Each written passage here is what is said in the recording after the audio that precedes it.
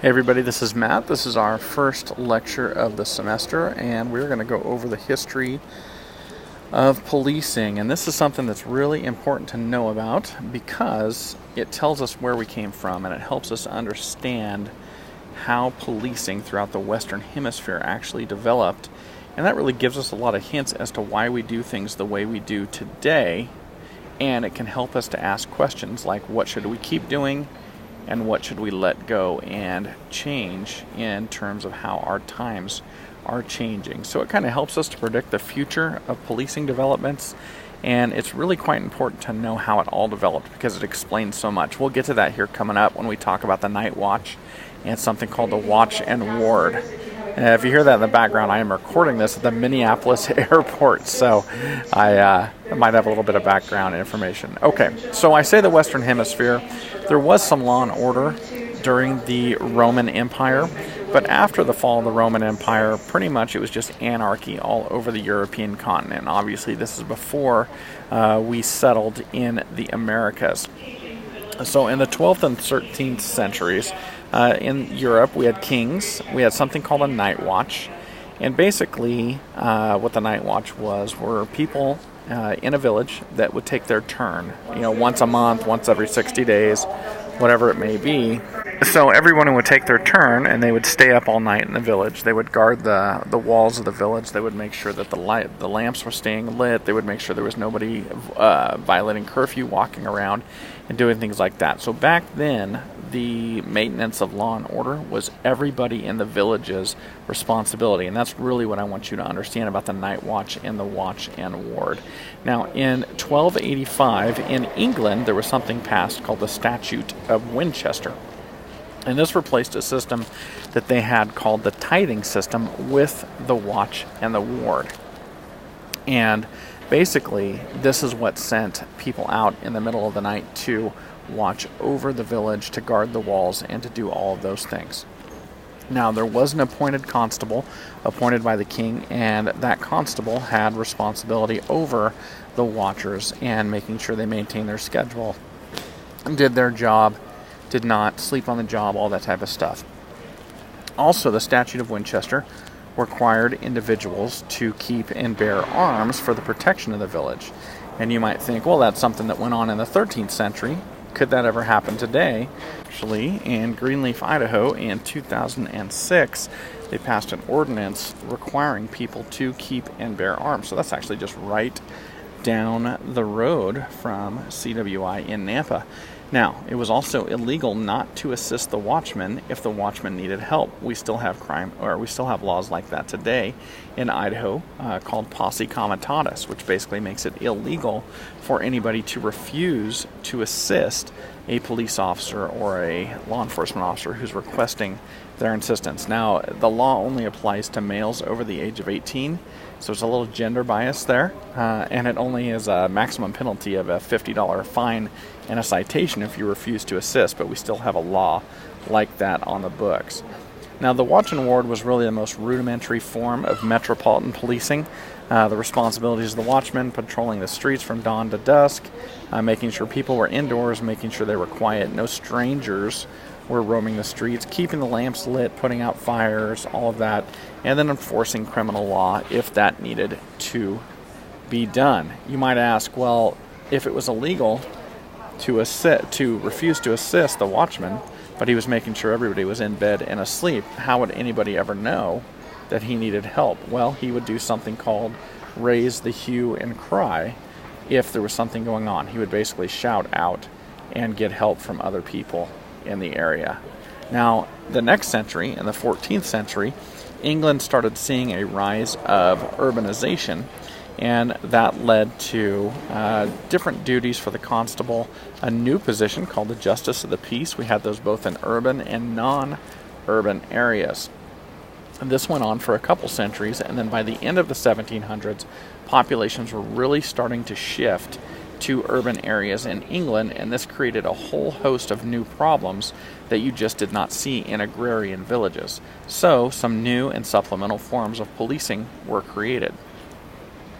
So there were private police and bodyguards. Now, there were no formalized police departments at this point in time, but there was private police and bodyguards. There were thief takers or thief catchers, and basically what these people would do is they would go out when something was stolen from you, and they would go into the underworld, and generally they were people of the underworld, and they would go recover your property, and they would take a percentage of that as their fee.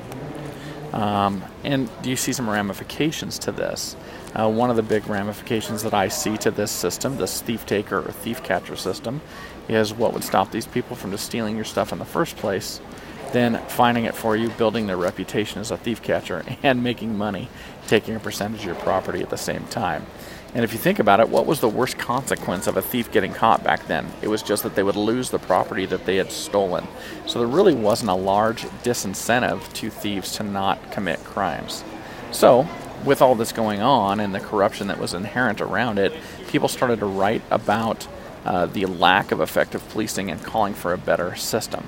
So in the early 19th century in England, so the 1800s, Sir Robert Peel, the British Home Secretary, came onto the stage, and in 1822 he started writing and criticizing the policing or lack thereof in London. In 1829, after 7 years of lobbying, he was able to get the Metropolitan Police Act passed. Now this created the first organized British Metropolitan Police Force, and more importantly, it created the model for modern day policing. This was a tough sell for Robert Peel because the British people were faced between the lesser of two evils, and they had to choose either giving up certain freedoms to an organized police force led by their government, or giving up certain freedoms to criminals and crime that was running rampant in London. Ultimately, they chose to trust the government, and the Metropolitan Police Act passed unanimously. If you go to page 6 in our text, you'll find Peel's 9 principles, and I want you to know all of those. Very, very interesting in the formation of modern policing, and definitely applicable in the United States today. So the goals of the Metropolitan Policing Act were to prevent crime, to maintain public order, to reduce conflict between people, and to demonstrate police efficiency. Efficiency was very important back then, and Robert Peel's goal was to demonstrate efficiency by the absence of crime, not by the ability to catch criminals.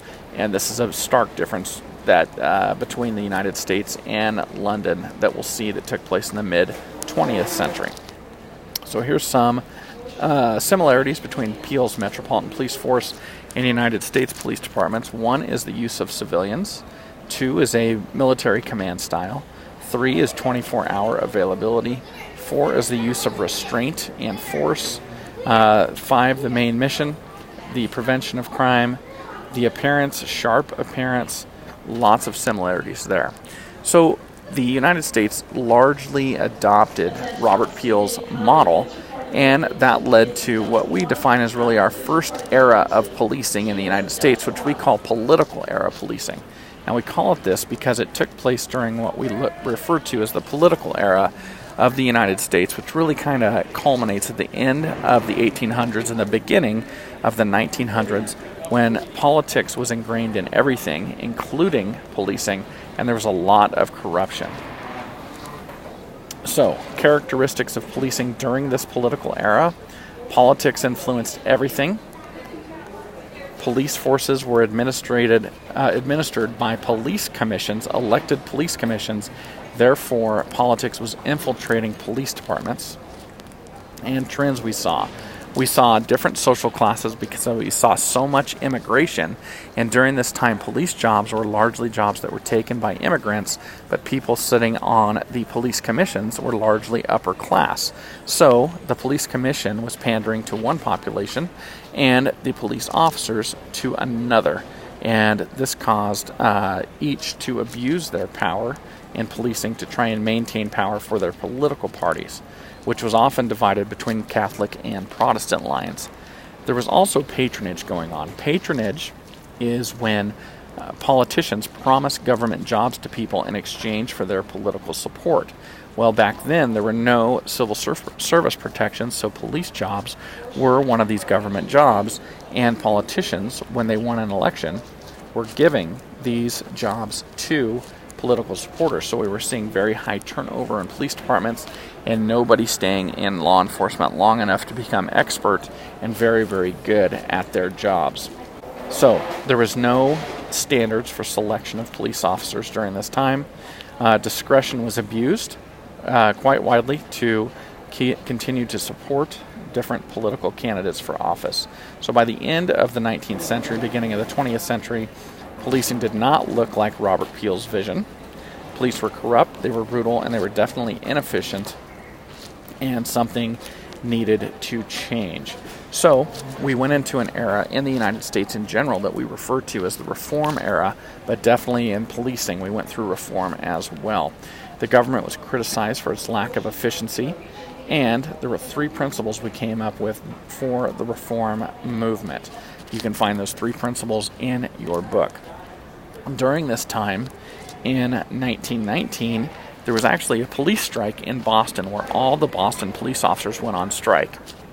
As you can imagine, they were leveraging their ability to control and maintain order within the city of Boston to get what they wanted, and knowing what would happen when they went on strike and exactly what they knew what happened did. Anarchy and looting prevailed, and the governor back then of Massachusetts was Calvin Coolidge, who later became president, and he actually had all of the officers in Boston fired. And since then, it has been illegal for police officers to go on strike because of what it does to public order. Emerging out of this is the new era of policing that we refer to as the professional era of policing. Sometimes we call it the legalistic model of policing. And I think it's the most important era of policing development in the history of the United States. It was an attempt to improve police behavior as well as police performance, and it really professionalized the police officer. And this era goes roughly 1920 to 1960, maybe 1920 to 1970. But during this time, we came up with the Law Enforcement Code of Ethics. This is actually something that I had to memorize and be able to recite to graduate the police academy back in 1996. You can find this in your book, and I encourage you to read through it. And the political era was very, very good because it developed this image, this modern professional police officer. But in a lot of ways, it had some negative impacts, and one of those was in the relationship between the police and the community. Police officers became very, very professional at this point, to the point where they had very strict boundaries, and they looked at themselves as the experts on problems in the communities. So they did not really involve the communities in solving these problems, and they believed wholeheartedly in crime fighting, not crime prevention. And if you remember, that was one of Robert Peel's visions, was crime prevention. But during the professional era, we got very good at catching criminals, and our emphasis turned to crime fighting, which led to more heavy-handed tactics and a strained relationship between the police and the community. At the same time, we started developing scientific policing, which was very rational, scientific, and therefore detached from the community. And this provided a curriculum for training. The Bertillon system, things like measuring height, weight, taking photographs, mugshots, collecting fingerprints, collecting records of MOs or modus operandi and things like that. So we got more and more detached because we were using science and we were separating the police from the people. So this detachment led to tension between immigrant groups and police to begin with, and multiple riots during this era, and of course culminating in the 1960s. All right. There was an emphasis on substantive laws. Now, there's two types of laws. We'll talk more about this later in the semester. Substantive and procedural. Procedural laws are just what they sound like. They define procedure for law enforcement, such as the Fourth Amendment, how we can do search and seizure. Substantive laws apply to everybody and control behavior. And when you have an officer who wants to enforce the law no matter what's going on, not taking into account any circumstances that are happening, that's what we're talking about when we talk about an emphasis on substantive laws. Also, there were promotions based on merit. And how do you define merit in a police department? Well, back then it was by how many tickets you wrote, how many arrests you made, how many felony arrests versus misdemeanors. And so it really reinforced this emphasis on substantive laws. They were crime fighters. We started to centralize police departments and pull them out of our communities to one central location. We got into motor vehicles to patrol, which separated us from the communities even further. And we went on rotating schedules, so you did not have officers in one area of the community for very long. During the Great Depression, the population had less opposition to centralization because they believed that centralization would help to save tax revenue and save money, and that led to this as well. Now, during the 1960s, there was major pushback against this professional era of policing. There was all the different riots going on. There was the abuse of force by police officers in the South during the movement for civil rights, and that led to multiple crime commissions appointed by the President of the United States to look into why people were revolting against law enforcement so strongly. This challenged the legalistic model of policing and ultimately started to change things and lead us into the era that we now call community policing. And we're going to do an entire chapter on that later in the semester. So what ultimately were the effects of this professionalism movement? Well, some of the negatives: social isolation, nuisance calls, people calling the police for every little problem, and the organizational culture of police, kind of the us versus them mentality. And remember, one of the critiques of this era was an increasing crime rate, but the problem was we got very good at arresting people, but we got so good at arresting people and not solving basic problems, root problems, that those people were going in, and this is when we developed our system of revolving door justice. People get arrested, we overload the prisons, and they get right back out. So there were some things that were negatives here, but the biggest positives was that we really developed a professional police officer. So again, I still think this is the most crucial era for the development of professionalism in policing. Although there were many flaws, the pros probably outweighed the cons for that era. All right, everybody, so that is all I've got for you this week. Please read the entire chapter. There's a lot more in the chapter that I couldn't squeeze in this lecture, and we'll talk to you very soon.